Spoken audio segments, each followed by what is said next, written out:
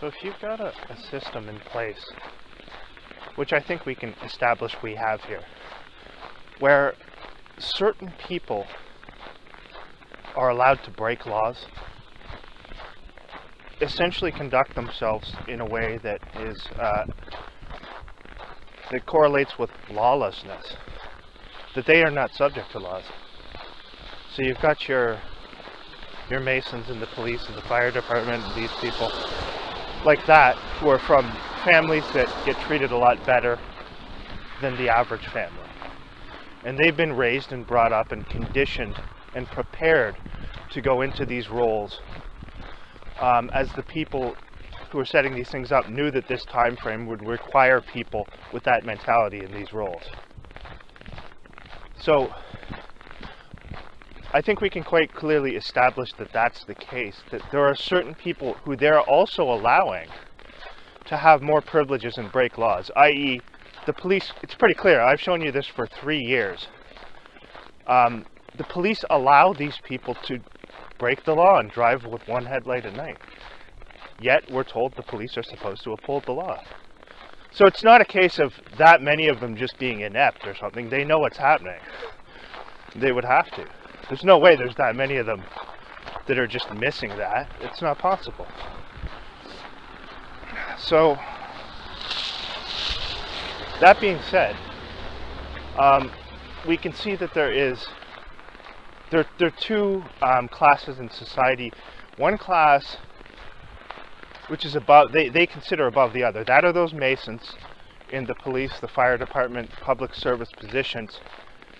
They are given a lot more privileges, a lot more money, obviously, a lot of added perks, and they're allowed to break the laws that others are subject to. It's well known that, you know, if you're a Mason and you're pulled over by a police officer, you're not going to get a ticket. So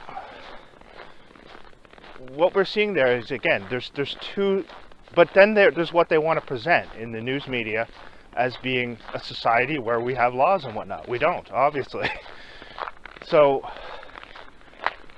there's what they want to present. There's this situation that they would present, trying to lie and tell you that somehow this is democracy, when anyone could see it's totalitarianism.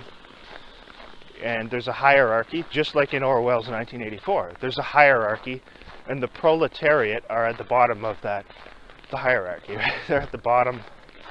Those are just the average working people.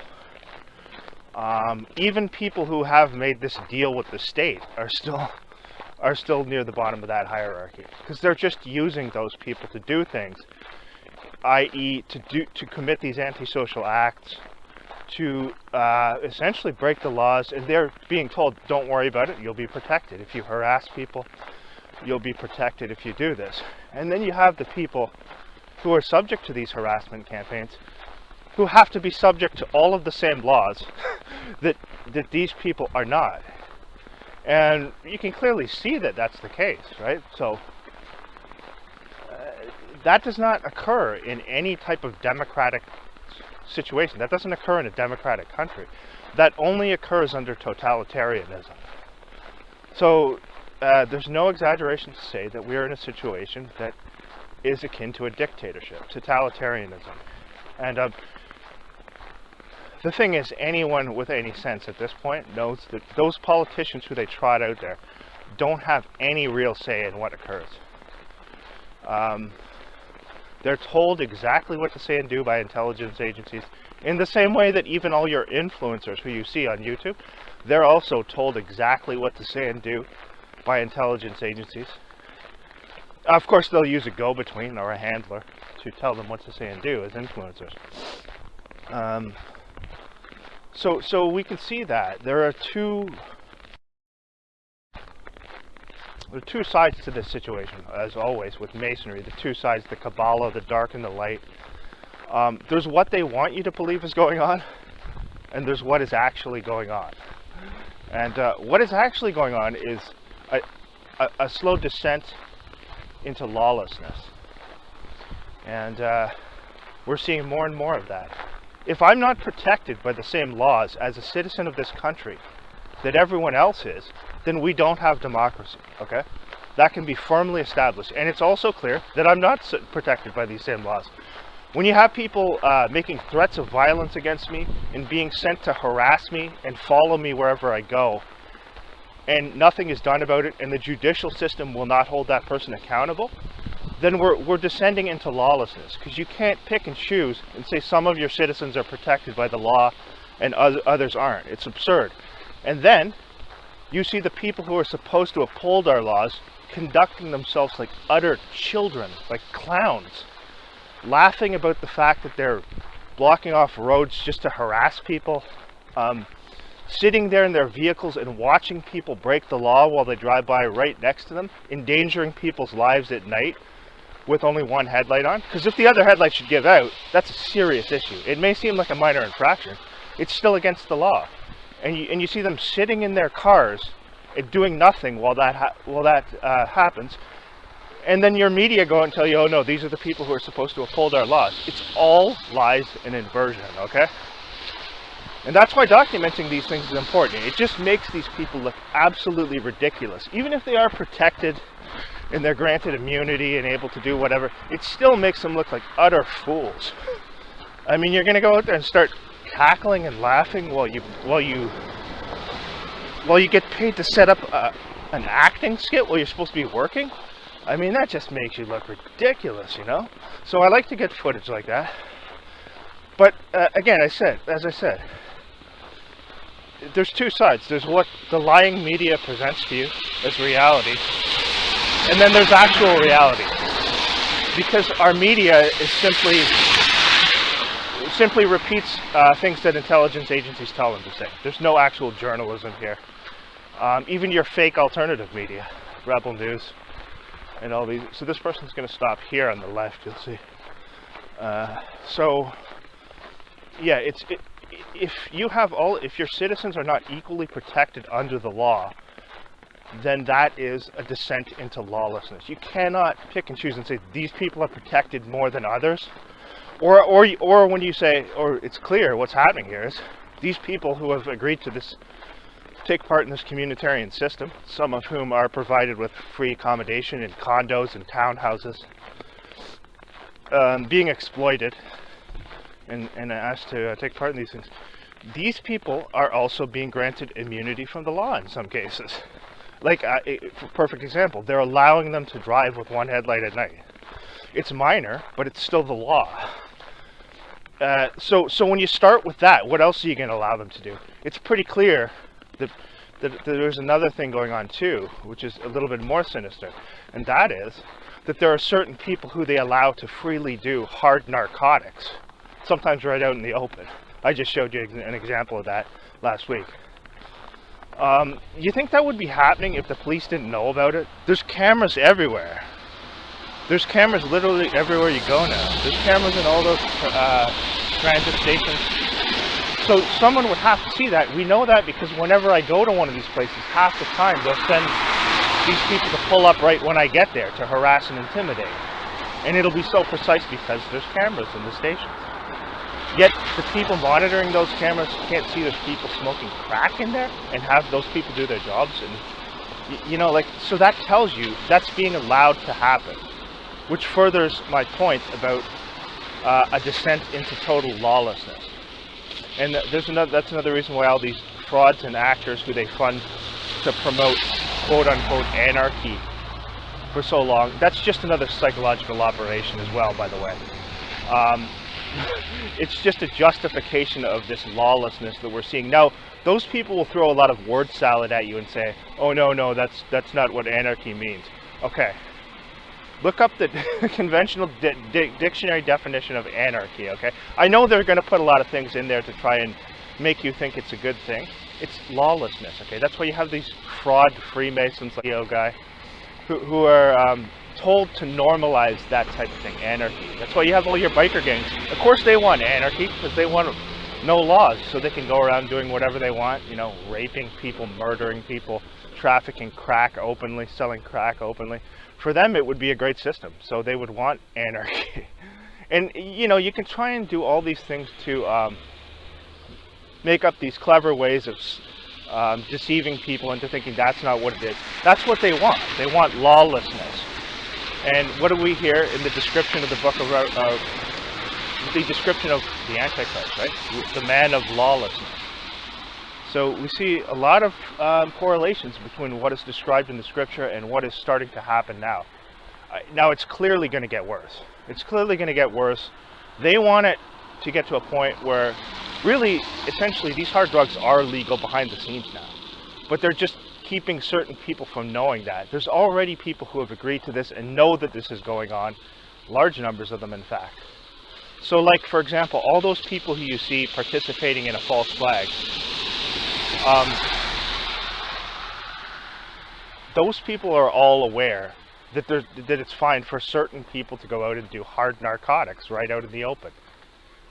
One law for the certain people and another law for others.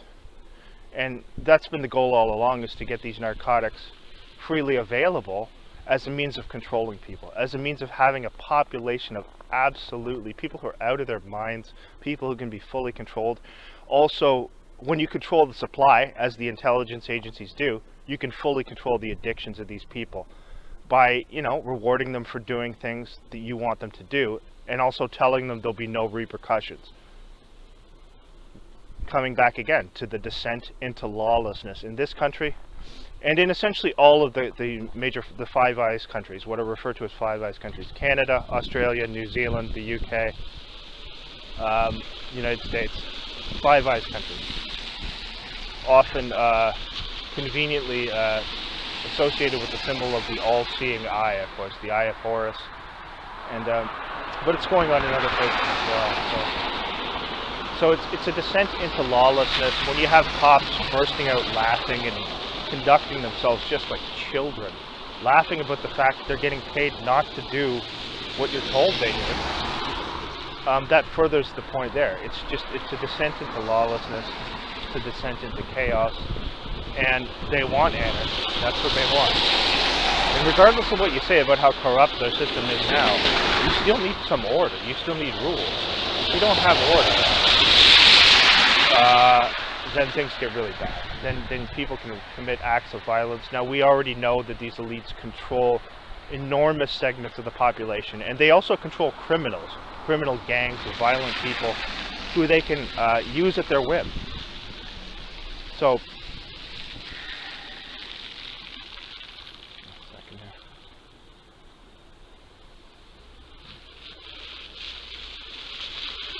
that can be established for sure. And a lot of these gangs have connections to Masonry as well. You might not have them going to the exact same lodges as the cops, but nonetheless, they have connections to the Brotherhood. And in fact, that's how the CIA started by setting out a lot of these gangs and arming them as well, arming them. While they take away the right to bear arms from law-abiding citizens. Again, coming back to what they've done behind the scenes to orchestrate this descent into lawlessness. Now, it's taken a long time, and it's been very gradual and slow at times so that people wouldn't notice it too much. And they've also normalized it through control of the culture, through movies, through TV. They've normalized hard narcotics and things like that, hard narcotic use. They've, in fact, glamorized it. They've glamorized pimping, you know, and the normalization of the use of hard narcotics. And if you look back to even the 70s or 80s, there were commercials put out against hard narcotics, warning you of the dangers of these things. Now their excuse is always apathy, and they treat it like it's well, it's going to be inevitable anyway. That's what they're told to say, to normalize it, because they have to exploit people's empathy. These people have absolutely no empathy, and a lot of these families who they use condition their children since childhood to have no empathy for anyone except those in their own circle. And so with the communitarian system, imagine you got families like that all around, and in leadership roles within all of these communities, you have Masons who will have more influence than others, i.e. the term pillars of the community. Pillars, Jacquin and Boaz, the two pillars of Freemasonry. So that's obviously a not too cleverly devised term as well. But anyway.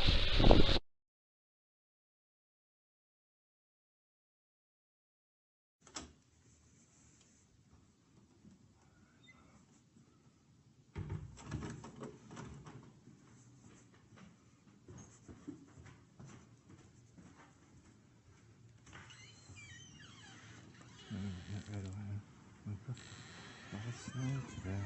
Just gonna get this a second here. A lot of snow. Let's clear the path here. Just gonna see what we got here. Yeah. This side. Okay, no room there. Big snowbank there.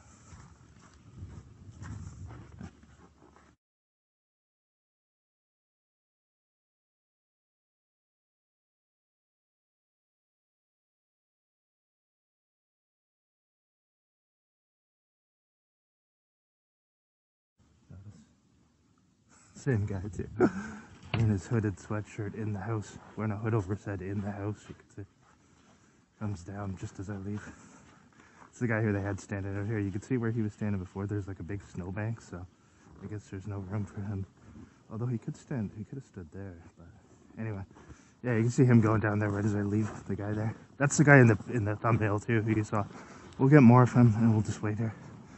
Because usually when I leave, they have, you know, a whole array of cars pulling up in front of the house here too. So let's close this.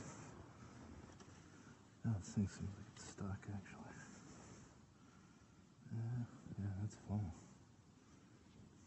Okay.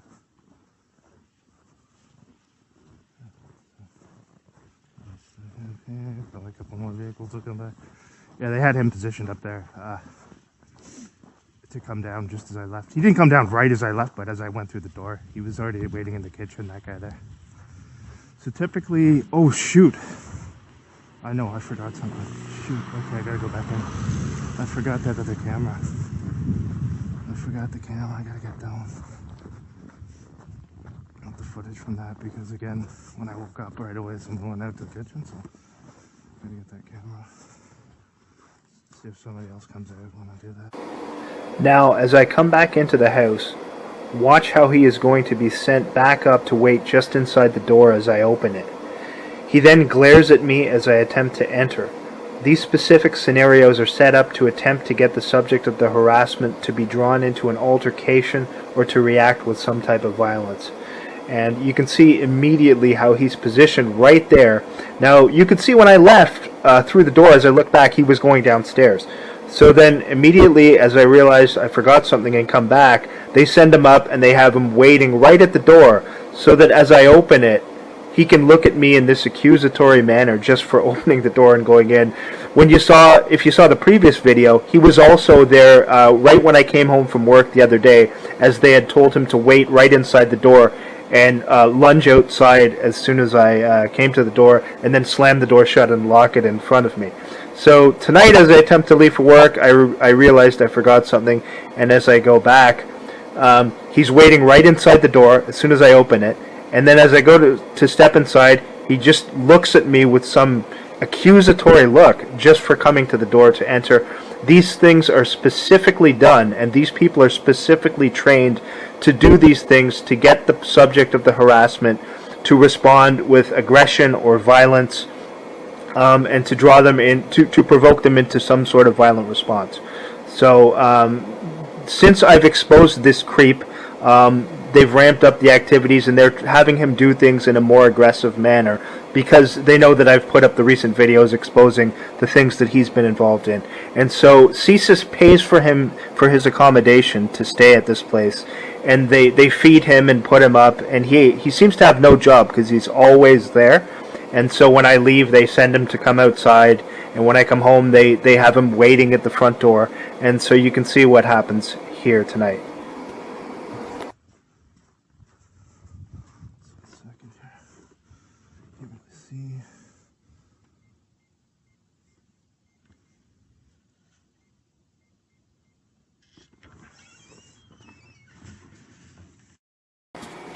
And you can see again, he was waiting right inside the door as I entered, and immediately as I step inside, he looks back at me with this accusatory look after I'm just entering the house. Obviously he was sent up again to be waiting there, as he had been that day when I showed you. As soon as I came home, he was also there. So then as I come upstairs, first he glares at me here, kind of blocking the stairway. Then as I come upstairs, he stands in the kitchen, glaring at me aggressively. This is all to try and draw the subject of the harassment into doing something violent. and they want the subject of the harassment to make that first move and do something aggressive, violent towards the perpetrator. And the perpetrator has been trained in these activities. It's all about inversion and gaslighting and trying to twist the situation around to blame the person who they are harassing. So you'll see this guy knows the routine here, and as I go up the stairs, first of all, he's partially blocking the stairway. He then heads up the stairs, and he stands in the kitchen glaring at me hatefully. And then you'll notice then he just goes right back downstairs. So his purpose for coming up was because they knew I was coming to the door. He didn't do anything in the kitchen. He just comes up there as I'm coming in, partially blocks the stairway, glares at me hatefully from the kitchen to try and get me to react and maybe hit him or something like that. They're trying more and more aggressive measures to try and get me to do something, to lash out, because they know I've been documenting these things, and it's abundantly clear that this is an organized harassment campaign, and that they continually send these perpetrators to try and provoke in this way. And I've been exposing it, so all they can do is try with more aggressive methods to try and get me to get violent, and I'm not going to do that, as you can see here. What are you looking at me like that for? Standing in front of the door when I enter?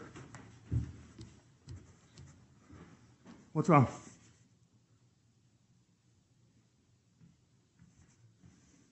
You're standing right in front of the door as soon as I enter, and then when I came out, you were standing there too. I'm gonna call the landlord again about you, buddy. Yeah, I'll call him again right now.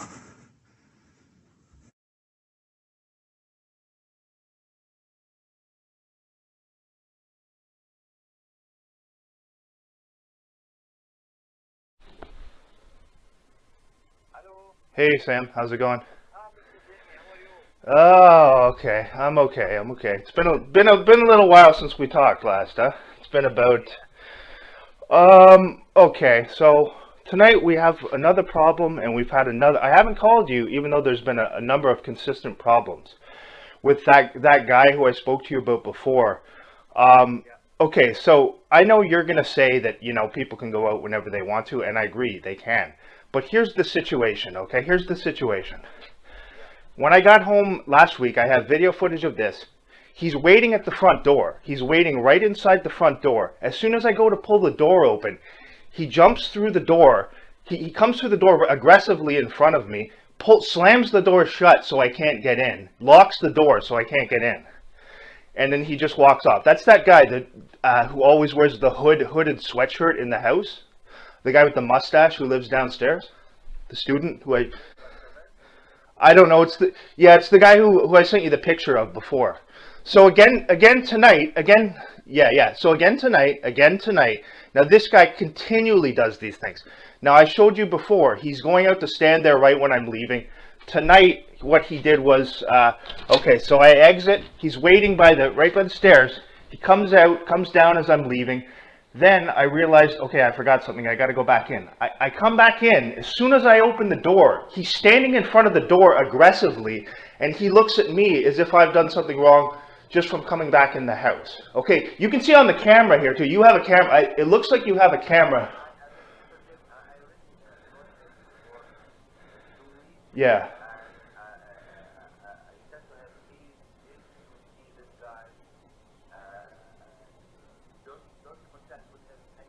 Yeah, he's trying to start fights. Like tonight when I came up the stairs, okay, listen, here's what happened. I come out the front door. He's waiting by the staircase, right? Then I leave. I didn't say anything to him. That's the same guy who goes out to stand outside right on cue when I leave. Okay, I've showed you pictures of him. I've showed you evidence. I have video of this, right? So tonight what he does is, because he knows I've got video of him doing this, so whoever's telling him to do it is telling him just to be more aggressive, to try to start confrontations and fights. I'm just trying to leave for work. He's aggressive, and then what happens is I come back to the house, right? I said, okay, I realized I forgot something in the room. So I come back to the house. I come inside. As I come back inside, he was already waiting at the door when I came down. Then he goes downstairs. The only time I ever have was tonight when I said, what's your problem? He's glaring at me when I come inside the door, trying to provoke an altercation. He's trying to provoke altercations, okay? And then when I come back in, okay, here's what happened. I come back in, after he'd gone downstairs, because I saw him go downstairs when I left, he was already waiting in the kitchen as soon as I came out. So I come outside, I go and I said, okay, I got to go back in. I forgot something, right? So I come back to the house, I enter, he's waiting at the door just the same way he was last week. As soon as I come to the front door, the people who tell him to do this have him positioned at the front door. He lunges outside aggressively, almost trying to start a confrontation. I ignored him. I let him walk by, and then he slams the door in my face and locks the door, okay? That's one thing last week. Tonight, no, not that day, not that. The only time there ever has been was tonight. Because he tried to, okay, tonight what he did is he tried to start a confrontation again. And he's doing this to try and get me to react, to try and get violent or react or whatever. I'm not doing that, and I have it recorded, okay? He's trying to provoke a fight or a confrontation, and he's being told to do this. So here, okay, when I came to the door, right, I exit, he's already waiting upstairs by the door. I exit, he comes back in, goes downstairs, right, as I leave, at the exact moment I leave, he comes out, goes downstairs. Then I come back to the door, I realize I forgot something. I come back over to the door, he then comes back up and stands right at the door, right at the front door where I'm coming in, and is aggressive. And as soon as I open the door, he's aggressively standing there, almost right in front of me, almost pushing up against me. Now I have video footage of this that I could show you.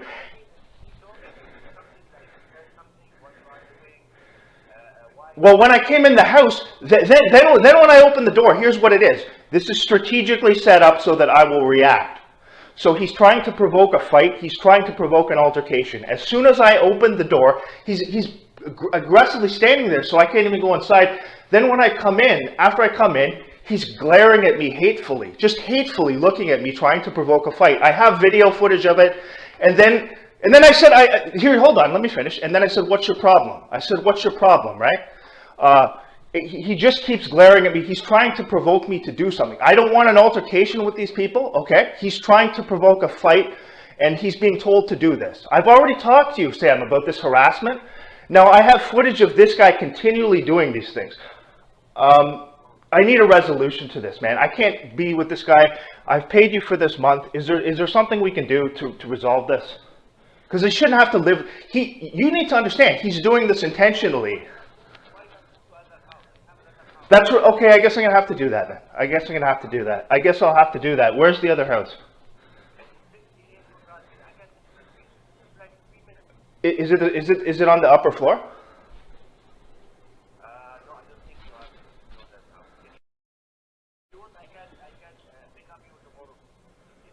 Okay, what time are you available? Because I get.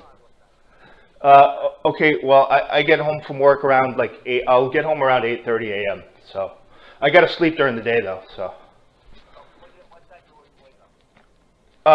Well, is later in the day better for you? Because I usually sleep till about like 7 or 7:30. Okay, so if I bring my stuff, can I go there like directly tomorrow? Or okay, because is it on the top floor? The thing is, Sam, here's the thing. I was planning on leaving probably at the end of the month anyway, but this guy's just going to continue to provoke harassment. It's because I've got video of him. Here's what happens. When these people who tell him to do this, because no one would do that for no reason. I don't know the guy. Yes.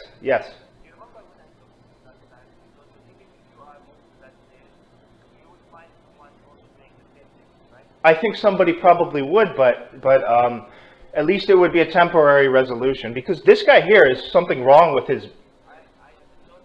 Yeah.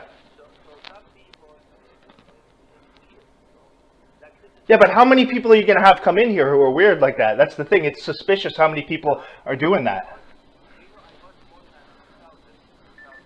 Yeah. Oh, did you? Okay. Yeah. I know what you mean, man. I'm not trying to cause. This is the thing. You can't live in a situation. I know. I don't want to have stress. Listen, Sam, I'm a quiet person. I don't cause problems with anyone. This guy is trying to provoke altercations and fights. Anyone can see that. I have it recorded. That's why I record, because he's trying to provoke altercations. Okay, I'll do that. So if I see the place tomorrow, can I just take my stuff and go there tomorrow with you?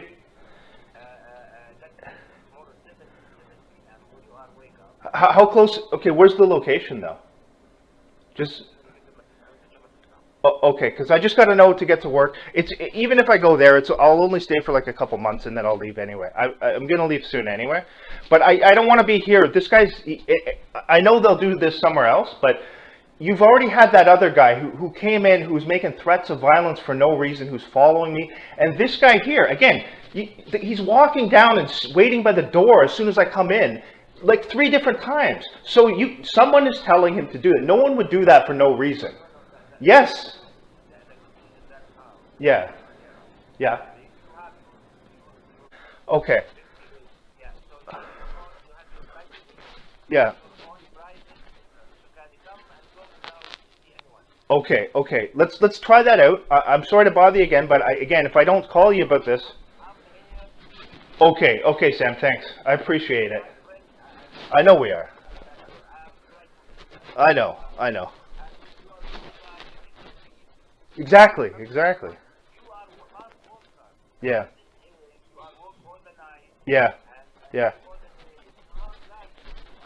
I know. Thanks, Sam. Thanks. Okay. Well, so around 7:30 tomorrow, that'll be fine. I'll go with you up there, and yeah.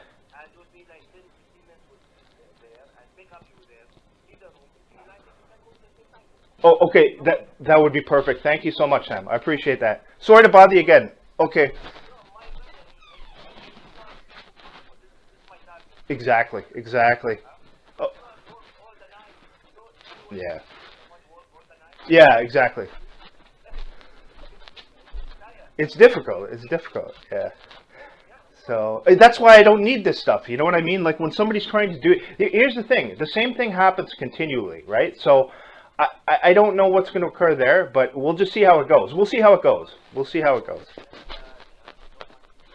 Yeah, exactly. Yeah.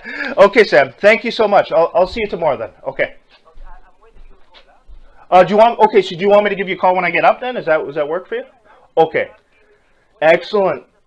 Thank you so much. I appreciate that. Take care. Bye. So I called the landlord again, and I think he knows that guy's there to provoke, but there's nothing he can do, right? Because they've told him you can't interfere with this.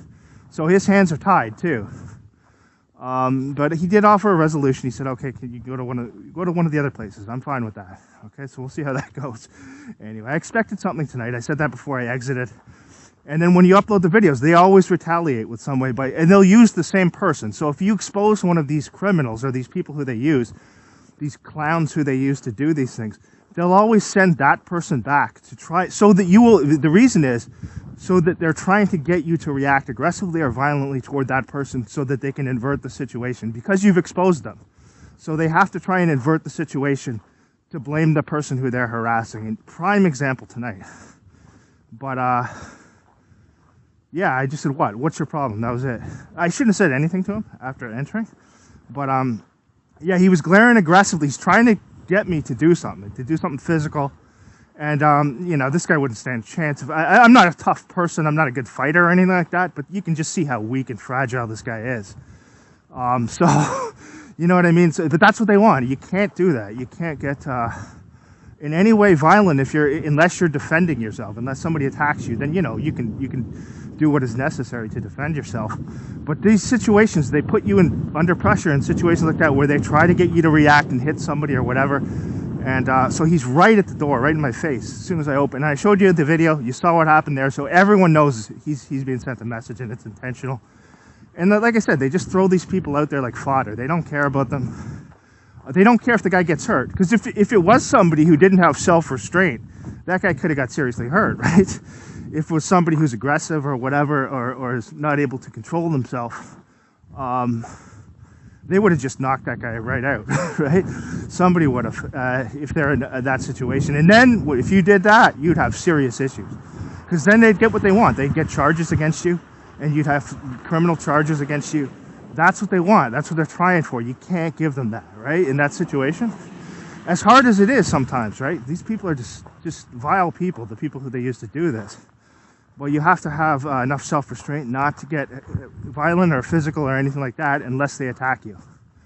On the headlight vehicle there, knowingly breaking the law at night. We'll see if we see the drug trafficking police tonight. We probably will.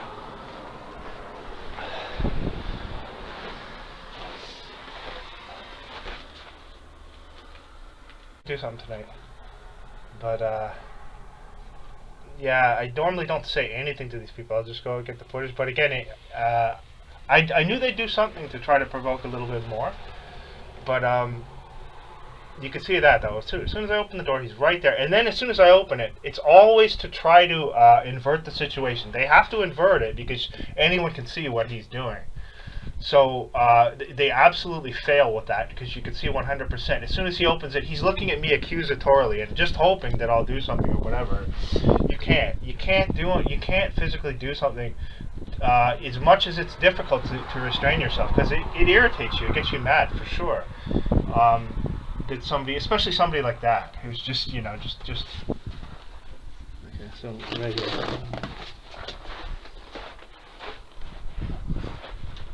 Yeah, especially somebody who you know, like if there was a situation and you weren't in this situation where every little thing you do they'll use to attack you, that guy would not fare very well. So that's why they throw him out there. They don't care if these people get hurt. That's the thing, right? If there was somebody else who didn't have self-restraint, that guy would have been knocked on his ass in a second. So, but they know I'm not going to do that too. They know I'm not a violent person, and they know I'm only going to, respond if somebody attacks me or something like that. I'm not going to initiate physical aggression against somebody, even if this wasn't going on. I just don't do that. I mean, when I was younger, sometimes you playing hockey and stuff like that, you get into fights. But as you get older, you just don't do those things. I mean, a mature person doesn't do those things, and you absolutely cannot do those things if this is happening to you. Yeah, they'll try everything possible, and because they tried that aggressively, because I exposed him. You understand that? You see in the video, exposed him, exposed what he was doing. So they have to try and push for you to do something so they can invert the situation more, right? They have to try to push you into a situation where but he didn't do anything hands-on or anything like that. If he did, then I would have been within my rights to, restrain him or do whatever. Not do whatever, but I mean to restrain him within a reasonable means. So,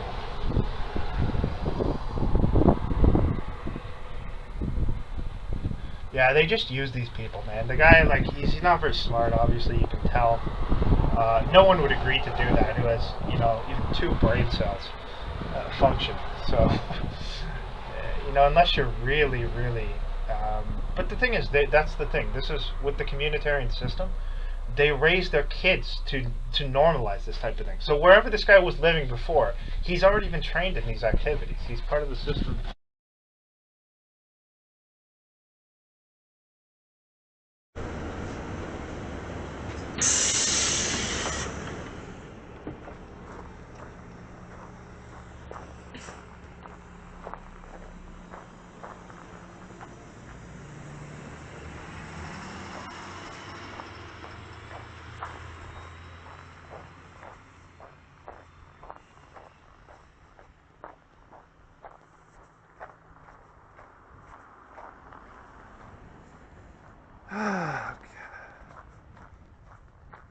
So, is this that guy up there? It looks like him. The guy from the Perp Tenant. Probably wouldn't be surprised if it is him. Yeah, he's got the camouflage on. I think that's him. Yeah, it's him. Perp Tenant there. I think. Let's see if it is. See, right as I get off the bus, they have him positioned down here.